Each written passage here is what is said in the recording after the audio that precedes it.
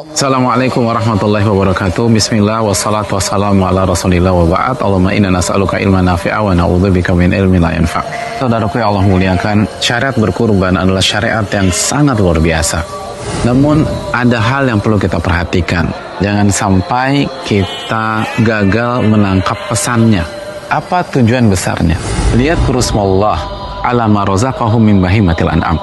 Tujuan utamanya adalah agar mereka mengingat Allah Subhanahu wa ta'ala, berzikir kepada Allah, bersyukur kepada Allah atas rizki, atas harta, atas hewan ternak yang Allah berikan kepada mereka. Karena ketika kita nggak punya rizki, kita nggak punya harta, kita nggak punya hewan ternak, kita nggak bisa berkurban.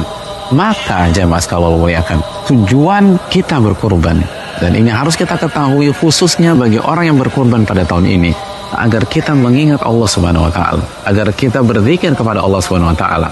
Dan di antara zikir yang masuk ke dalam ayat ini adalah tasmiyah dan takbir, atau mengucapkan bismillah atau bismillahirrahmanirrahim dan takbir ketika kita menyembelih. Dan apabila kita ingin ibadah kita bukan hanya sah tapi benar-benar maksimal, maka kita harus menghayati zikir bismillah kita hayati takbir kita harus senantiasa mengingat Allah Subhanahu wa ta'ala, khususnya pada saat prosesnya berkurban. Kita harus bersyukur kepada Allah Subhanahu wa ta'ala khususnya pada saat prosesnya berkurban. Kita harus merasa benar-benar Allah kasih kita segalanya, dan khususnya nikmat hidayah sehingga kita bisa berkurban. Tanpa mengingat Allah Subhanahu wa ta'ala, maka ibadah kurban akan menurun tingkat kualitasnya, dan penyembelihan bisa jadi seperti penyembelihan biasanya.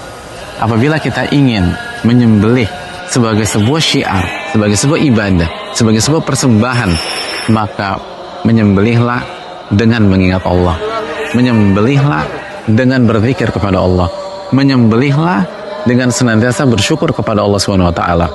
Maka kita melakukan ibadah kurban dalam rangka berzikir, mengingat Allah dan mengingat nikmat-nikmat Allah Subhanahu wa ta'ala, dan bersyukur atas itu semua. Aku lupa lihat. Assalamualaikum warahmatullahi wabarakatuh.